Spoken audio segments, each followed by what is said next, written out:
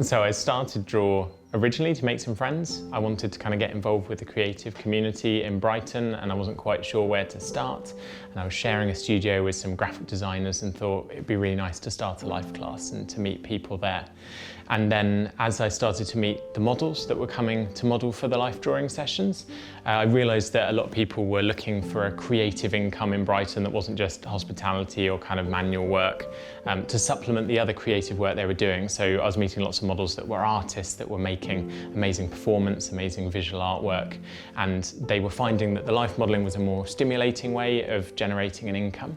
And so as we all started to kind of work together, we started to create a slightly more ambitious programme for what these life drawing classes could be, and we had sort of three main aims in mind. So we wanted to create a space where people could come together and creatively collaborate. We wanted to create an environment in which people could learn to draw, of course, and then also we wanted to create an environment in which people could come and work, and a sort of series of life classes that would generate creative work that would actually feed into the practice of those models that were modelling, and eventually tutors as well that were coming to teach at Draw. So it was kind of all built on those three principles at first. So my name's Jake Spicer and I'm the head tutor of Draw. I also founded Draw, so founding tutor. I started advertising it in 2008 to open classes in January 2009, and it was after the financial crash, and I think there was a real lack of arts funding. I think a lot of anxiety in arts organisations in Brighton. I just thought, well, it'd be really nice to create something that's very sort of led by need and sort of really grassroots focused. I didn't have any money at the time. I was working in Sainsbury's in the staff canteen, which was a great job for 3 years alongside everything else in itself. I managed to get some free breakfast. But I didn't have any money to kind of set it up with, so we got a little bit of funding in kind from a local sketchbook maker, C. White's, and the models that were starting to kind of get involved with the classes, they would help set up, and we had a very small space. We could only fit about 6 people in at a time. And the real catalyst for growth was we had this themed event that we got commissioned to do for White Night, the Nuit Blanche that used to happen in Brighton. It's like an all-night arts festival. And we got asked to go and do an all-night life drawing session at the Comedia, sort of nightclub type venue. And we thought, oh, we might get 40, 50 people, you know, we'll get a really buzzing session, we'll have some sort of themed poses, and we'll have music playing, and it'll be really fun, and it might encourage some more people into drawing. And we had 750 people turn up. I mean, it was rammed. We could only fit 50 people in at a time, so there was this queue going down the road. We ran until 4 AM in the morning, and we had to set up all of these little impromptu drawing sessions in the queue just to kind of keep people happy. And then off the back of that, our little 6-person life class was just getting sold out every single week. And we thought we need to expand this, and some of the models that have been involved in that sort of first themed session were like, yeah, okay, let's get a studio, you know, let's get a shared, dedicated studio where we can just run life classes. And so that's when I think Draw as an organisation was born, which was a sort of a little while after we'd sort of set it up just as a little life class. And then it's kind of just, it's grown like that, and I think grown organically in response to need. You know, and people want to do more tutored drawing, then we find tutors that we can work with that will be part of that community, and we put on what is asked for. And I think, you know, I've always believed that drawing's a real social good. I think it doesn't do any harm to anybody. You are teaching a practical skill that I think people enjoy. You know, it gives people a kind of sense of value. But I think it also teaches people to look and to be more visually intelligent and visually articulate. And I think because we're bombarded with images all the time, I think the skill of being able to slow down a little bit and look more carefully and kind of closely at the things that are in front of you, be that, you know, an unclothed model in a life drawing studio, or, you know, a building out sketching in the street, or you know, a bunch of flowers, or just putting an idea down from your head. I think it helps to build a set of skills that I think are kind of needed in people's lives. And I think we've just always tried to kind of respond to that, you know, respond to that need. So I usually find it hard to draw. I get caught up in my head and very, very critical of my own work. So coming to a live class, coming to life drawing, the focus is completely away from me and onto the subject and sort of the time element of it as well. So it kind of pulls me out of my head and makes me really present, and it's all about the process rather than the final result. And then being back in the studio reminds me how much I had missed the community aspect and being with people and those conversations that you have, having a cup of tea and just chatting about maybe a material you like to use, or sharing thoughts on drawing or whatever, or even just catching up on life. So it's just wonderful to be back in the studio in life.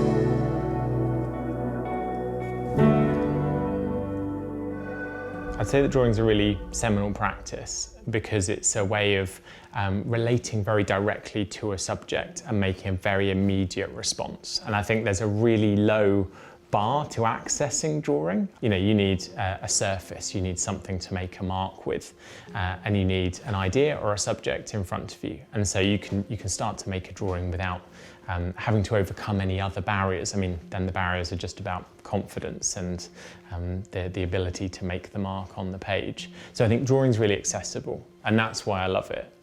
Because I think I can encourage people in the door, and then once they're in that door, I can open these series of other doors to them and say, through that door is painting. You know, if you want to start engaging with that, there are a whole load of exciting places you could go.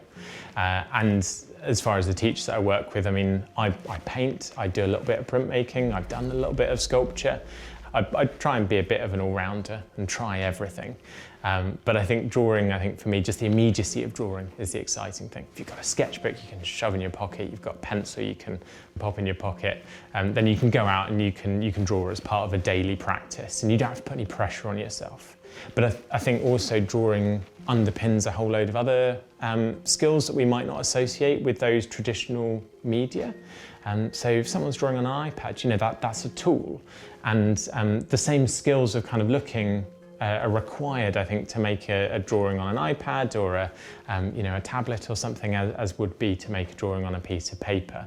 And I think the technological advances of the 20th, 21st century have opened up this amazing range of additional tools for us to respond to the world. And I think there's nothing wrong with using those tools, I think, to develop how you respond creatively to a subject, to how you draw.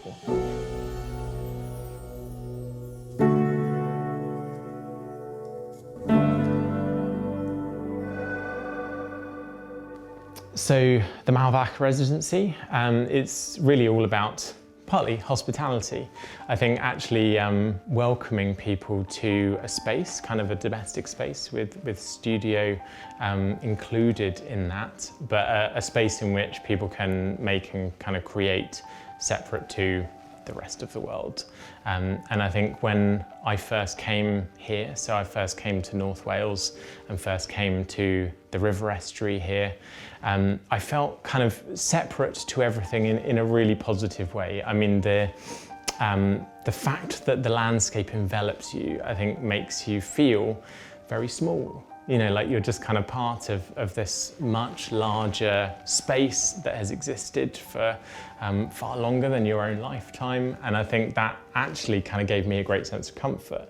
You know, you can sit in this vast landscape and feel like actually it's okay to give yourself a little bit of time to make some creative responses to your ideas, because in the big perspective of everything, I mean, there's a big sky, there are huge mountains. I mean, the houses are like little barnacles stuck to the side of the rocks over in Barmouth. Human endeavour seems really kind of insignificant, and it makes you think, okay, I could spend a week or 2 weeks making some work here, and that would be okay. That would be an okay thing for me to do. It wouldn't be indulgent. And so I found it a very creatively stimulating place to be. I thought, well, that's something I want to share with other people. And when Scarlett started to come here regularly, she felt the same. It's something that she wanted to share. And so when she moved here, really, it was Scarlett that was the catalyst for the residency as it is, and really she runs most of the practical side of the residency. But it's something that we do run together. We kind of manage together to make this amazing, this inspiring, this exciting space available to artists, so that they have time to make responses to their own ideas, to the landscape, to whatever kind of subject excites them. Sure, my name is Patrick Gabler. I'm working in Hamburg as a draftsman and designer and book cover artist, printmaker. And I'm here with my partner Lucy May Schofield to set up this residency for us for 2 weeks. Yeah, so that's what we're doing here. Normally, I've done residencies in Japan or in San Francisco. I'm bringing my stuff there, doing what I would do at home. But you are in your own 4 weeks or 6 weeks, and something is happening under the surface. You don't know really exactly what it is, but normally I would say I'm not referring to the place where I am. Now it's changing a little bit. Here, Lucy's bringing the pastels that she made. I'm using them. So I always said, this is more like a holiday, cheating to myself, bringing me into another scenario. So yes, it happens. Usually it didn't. With a drawing, it's always, a drawing is quicker than a painting. You can do too much very easily. So it's good to step back, leave it for a while, come back to it, be connected in a way, but don't be, every mark that you make is there, especially with ink and brush. So if it gets delicate, take your time. So that's in quantity time, quick. Normally I stick to what I'm doing.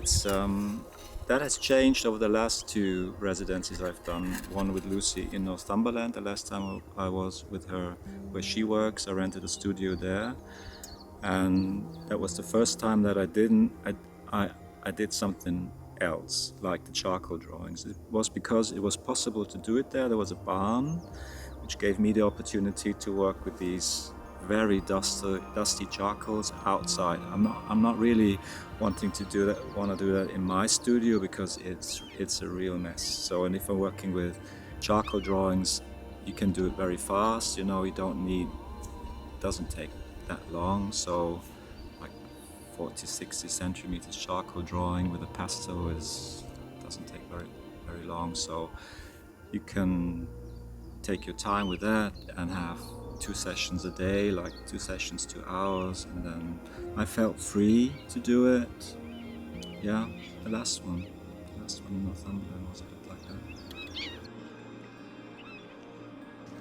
I was really surprised when we invited applications for the residency for the first 6-month period, that we didn't really know anyone that was applying. We started to have applications straight away from all across Europe and all across the UK, and that was very exciting, because it seemed to kind of be opening everything up to a broader community. And hopefully, as the residency develops, we'll be able to invite some of those artists back again, and they might be able to come together and work together. There'll be new collaborations built, which I think would be really exciting.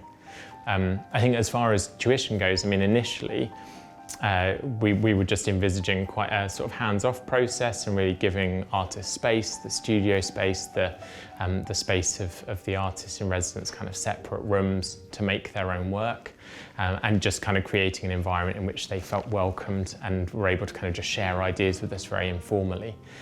But then Scarlett and I have been able to offer little classes to artists that might want to engage with our respective mediums. So Scarlett's a skilled printmaker in a variety of different forms of printmaking, and so has been able to kind of give little classes to maybe a painter or a designer that wants to start to engage with a different medium. It's been lovely to kind of just to have that conversation, that sort of back and forth, and to have the tea breaks where an artist will be working upstairs all day, and they'll just come pop down and say, "Hi, do you want a cup of tea?" And you'll sit out on the wall and look out across the river, and just sort of riff off one another.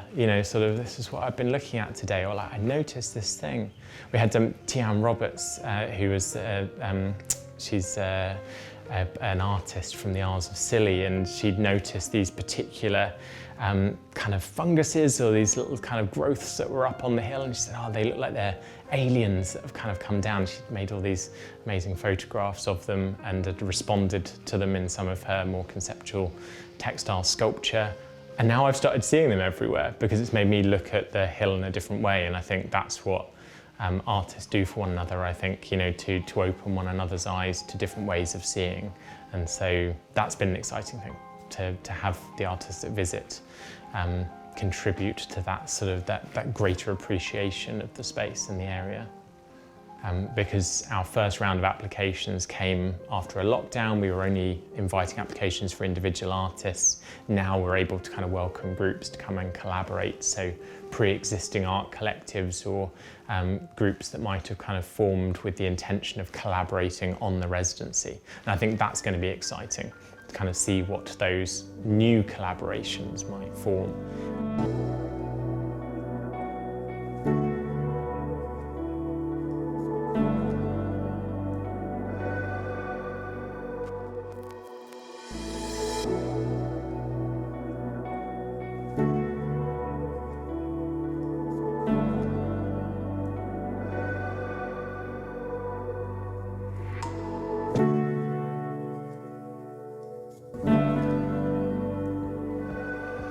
So there's an amazing contemporary British artist, Sarah Simblett, who is, she's based at Oxford. She's an anatomist, and she's written some amazing books about drawing, about anatomy, about botany as well. And I started off when I was a teenager trying to learn about anatomy from her Anatomy for the Artist book.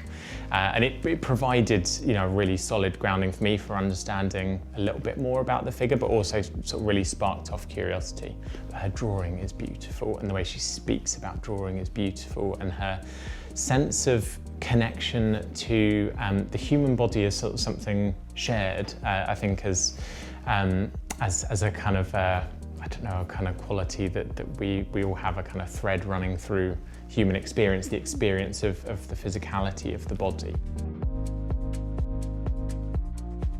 Artistically, I think in kind of broader sense, I've always been a massive fan of Paula Rego. I think she's an incredible woman. I think she's an amazing artist, so incredibly versatile. I think her drawing is poetic, and I think the way that she deals with kind of narrative subjects and creates really exciting, colourful compositions in pastel and paint. I've just always found exciting, and I went to see an exhibition of some of her prints when I was 18, and it just kind of confirmed to me that I wanted to actually take my study of visual arts further, because I wanted to know what went behind that. So to look at her prints and think, what are the skills, what are the understandings that underpin making a piece of work that can speak to someone so powerfully? I found them stunning, and continue to be amazed by her work. There was a wonderful retrospective at Tate Britain recently, just incredible.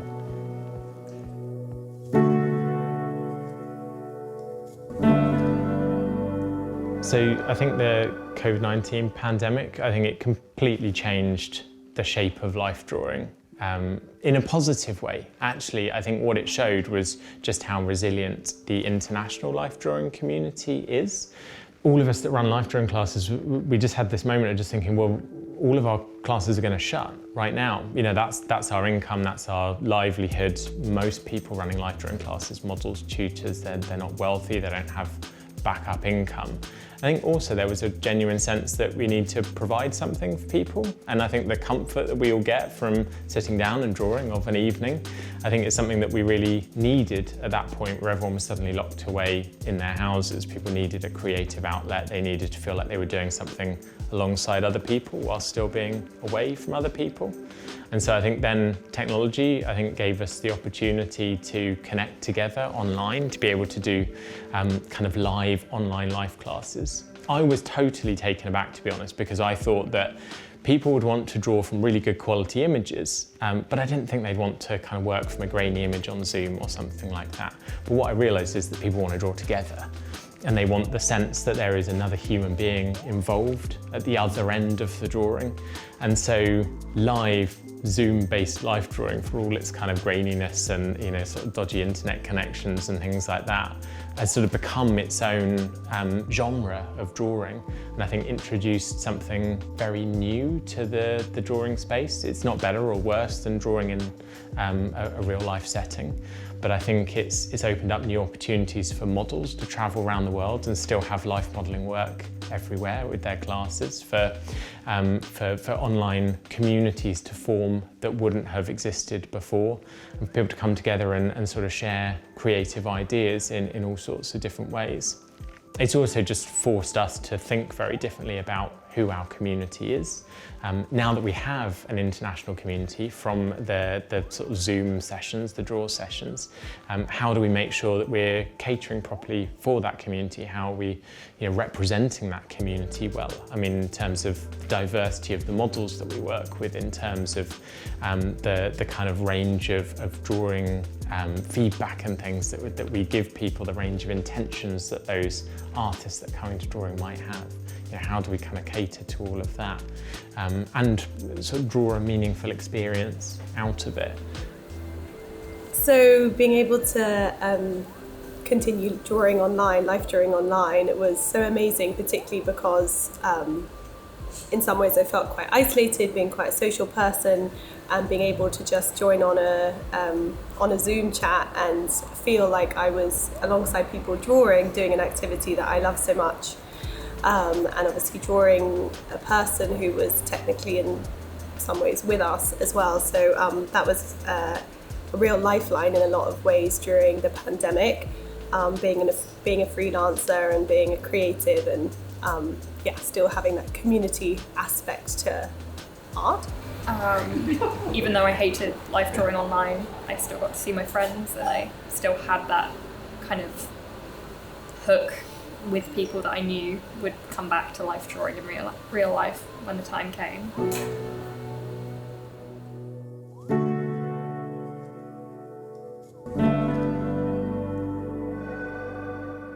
I think a lot of people, having had that time to reflect in lockdown, have realised that they need more time to make and create as part of their lives. I think it's a human need. You know, I mean, we need to make things. We live in a peculiar point of human history where we don't have to make our own clothes, our own furniture. We don't even have to make our own meals. We can buy everything pre-made as it is. And I think we are tool using sort of animals. You know, we need to kind of make stuff. And I think it's not an indulgent thing. It's not something that's sort of something that we only do with our luxury time. Actually, when you strip away a lot of what people have, they still want to make and create. They still need to make and create things. And I think that is a human necessity. And I think being able to support that is important. And I think that the pandemic has sort of reinforced that as a need for people. I think when we make something, we are making tangible an idea or an observation of the world. And I think when we make something and we look at it, we see a reflection of ourselves, we see a reflection of our ideas, and we kind of build on that. And I think it is a way of kind of taking human endeavour further, partly so that we can show other people, and actually we can show, I think, through things that we've made, ideas and emotional responses that we can't always articulate sort of verbally. To create something new, I think, is a marker of time.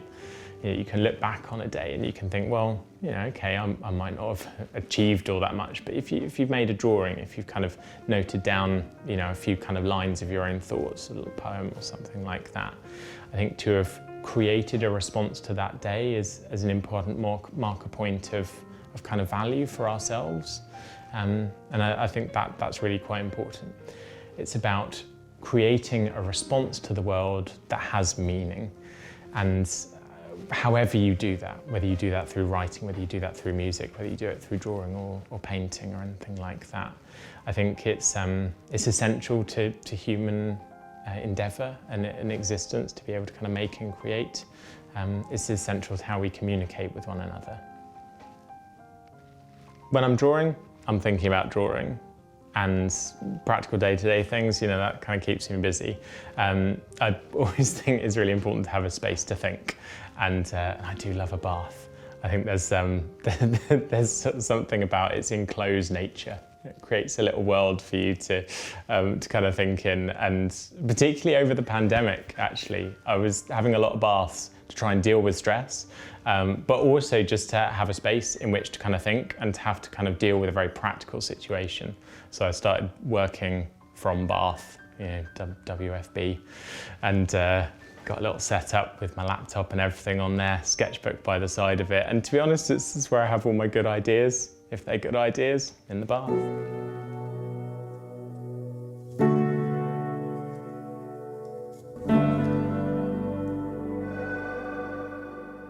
I think early on, when I first started to draw, before it was draw, but when it was just a life drawing class, I had great intentions for it to be something bigger.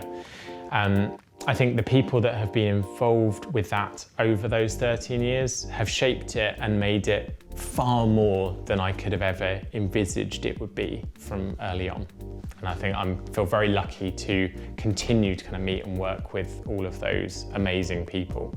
I think also, like, you know, when I was working at Sainsbury's, I used to write all of these ideas down on the cardboard backs of yogurt packets that we used to get in. They'd always be sort of waste, and I'd have all these ideas for what a life drawing community could be. And I'd write them down, and I'd sort of tuck them away in my pocket to look at again later and try and sort of put into action. And I think being able to kind of actually just sit down, make some concrete plans, kind of build one thing on another, build organically in response to what people actually need. I think that's been important, as well as actually having a dream for something to happen.